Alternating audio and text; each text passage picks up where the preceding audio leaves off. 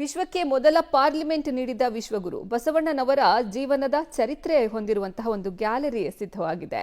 18 ವರ್ಷ ತಪಸ್ಸನ್ನ ಮಾಡಿ ನಿವೃತ್ತ ಶಿಕ್ಷಕರ ಕಲಾಕುಂಚದಲ್ಲಿ ರಾಜ್ಯದ ಮೊದಲ ಬಸವಣ್ಣನವರ ಆರ್ಟ್ ಗ್ಯಾಲರಿ ಸ್ಥಾಪನೆಯಾಗಿದೆ. ತಮ್ಮ ಕೈಯಿಂದಾನೇ 40 ಲಕ್ಷಕ್ಕೂ ಅಧಿಕ ಹಣವನ್ನ ಹಾಕಿ ಈ ಗ್ಯಾಲರಿಯನ್ನ ನಿರ್ಮಾಣ ಮಾಡಿರುವುದು ಬಸವ ಅಭಿಮಾನಿಗಳ ಸಂಗಮಕ್ಕೆ ಸಾಕ್ಷಿಯಾಗಿದೆ. ಈ ಕುರಿತ ಒಂದು ಡೀಟೇಲ್ಸ್ ಇದೆ, ನೋಡೋಣ. ರಾಜ್ಯದ ಮೊದಲ ಬಸವಣ್ಣ ಆರ್ಟ್ ಗ್ಯಾಲರಿ, ನಿವೃತ್ತ ಶಿಕ್ಷಕರ ಕುಂಚದಲ್ಲಿ ಅರಳಿದ ಬಸವಣ್ಣ ಜೀವನ ಚರಿತ್ರೆ. ಪಿಂಚಣಿ ಹಣದಲ್ಲಿ ಆರ್ಟ್ ಗ್ಯಾಲರಿ ಸ್ಥಾಪಿಸಿದ ಬಸವಾಭಿಮಾನಿಗಳು. 124 ಕಲಾಕೃತಿಗಳಲ್ಲಿ ಅಣ್ಣನ ಸಮಗ್ರ ಜೀವನ ಅನಾವರಣ.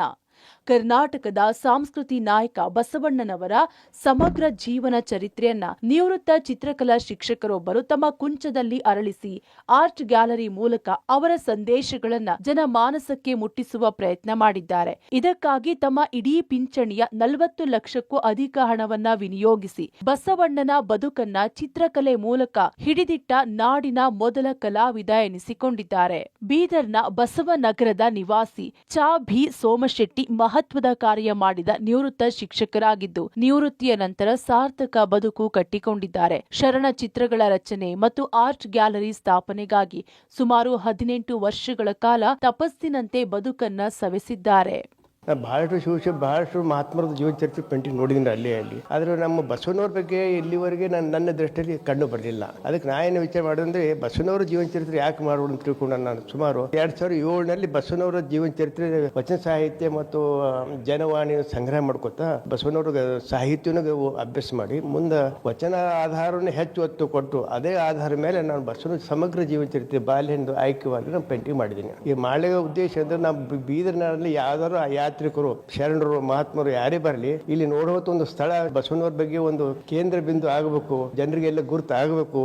ಆ ಉದ್ದೇಶದಿಂದ ಒಂದು ಗ್ಯಾಲರಿ ಕಟ್ಟಿದ್ದೀನಿ. ಇನ್ನು ಬಸವಣ್ಣನ ಜನನದಿಂದ ಹಿಡಿದು ಲಿಂಗೈಕ್ಯರಾಗುವ ತನಕ ಐತಿಹಾಸಿಕ ಚರಿತ್ರೆಯನ್ನ ಜಲವರ್ಣದಲ್ಲಿ ಚಿತ್ರಗಳನ್ನ ರಚಿಸಿದ್ದಾರೆ. ಭಕ್ತಿ ಭಂಡಾರಿಯ ಸಾಮಾಜಿಕ ಧಾರ್ಮಿಕ ಕಾರ್ಯ, ವಚನ ಕ್ರಾಂತಿಯನ್ನ ಸುಮಾರು 124 ಪೇಂಟಿಂಗ್ ನಲ್ಲಿ ಬಿಡಿಸಿ ಜೀವ ತುಂಬಿದ್ದಾರೆ. ಇವುಗಳನ್ನ ವೀಕ್ಷಿಸಿದವರಿಗೆ ಬಸವಣ್ಣ ಕಟ್ಟಿದ ಕಲ್ಯಾಣ ನಾಡು ಕಣ್ಣೆದುರಿಗೆ ಬಂದಂತೆ ಭಾಸವಾಗುತ್ತದೆ. 2007ರಲ್ಲಿ ಈ ಮಹೋನ್ನತ ಕಾರ್ಯಕ್ಕೆ ಈ ಕಲಾವಿದ ಕೈ ಹಾಕಿದ್ದು 2025ರಲ್ಲಿ ಪೂರ್ಣಗೊಂಡಿದೆ. ಇದರ ಯಶಸ್ಸಿಗಾಗಿ ಮಡದಿ ಮತ್ತು 3 ಮಕ್ಕಳು ಬೆನ್ನೆಲುಬಾಗಿ ನಿಂತಿದ್ದು ವಿಶೇಷ. ಇನ್ನು ಬೀದರ್ನ ಕಲಾವಿದರು ಈ ರೀತಿ ತಪಸ್ಸಿನ ರೀತಿಯಲ್ಲಿ ಸಾಧನೆ ಮಾಡಿದ್ದು ನಮಗೆ ಬಹಳ ಹೆಮ್ಮೆ ಇದೆ ಎಂದ್ರು ಸ್ಥಳೀಯ ಬಸವ ಅಭಿಮಾನಿಗಳು.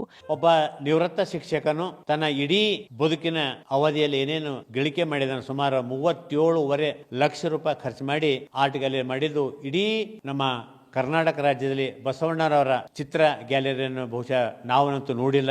ಇದು ಅಪರೂಪದ ಸನ್ನಿವೇಶ. ಇದು ರಾಜ್ಯದ ಮೊದಲ ಆರ್ಟ್ ಗ್ಯಾಲರಿ ಅಂತಕ್ಕಂಥ ನನ್ನ ಭಾವನೆ ಇದೆ. ಅತ್ಯಂತ ಹೆಮ್ಮೆಯ ಸಂಗತಿ, ಒಬ್ಬ ಚಿತ್ರ ಕಲಾವಿದನು ತಮ್ಮ ಕಲ್ಪನೆಯಲ್ಲಿ ಚಿತ್ರಗಳನ್ನು ಕರೆದು ಅದನ್ನು ಜನಸಾಮಾನ್ಯರಿಗೆ ಬಸವಣ್ಣ ಸಂದೇಶವನ್ನ ಅತ್ಯಂತ ಕ್ಷಿಪ್ರಗತಿಯಲ್ಲಿ ತಿಳಿದುಕೊಳ್ಳಕ್ಕೂ ಸಿ.ಬಿ. ಸೋಮಶೆಟ್ಟಿ ಚಿತ್ರಾಲಯ ಅತ್ಯಂತ ಪೂರಕ ದಾಖಲೆಗಳನ್ನ ಒದಗಿಸಲಿದೆ. ಒಟ್ಟಾರೆ ಮುಂದಿನ ವರ್ಷ ನೂತನ ಅನುಭವ ಮಂಟಪ ಲೋಕಾರ್ಪಣೆಯಾಗುತ್ತಿದೆ. ಈಗ ವಿಶ್ವಗುರು ಬಸವಣ್ಣನವರ ಜೀವನ ಚರಿತ್ರೆಯನ್ನ ಗ್ಯಾಲರಿ ಮೂಲಕ ಹೊರತಂದಿದ್ದು ಖುಷಿಯ ಸಂಗತಿಯಾಗಿದೆ. Mallikarjun, public TV, Bidar.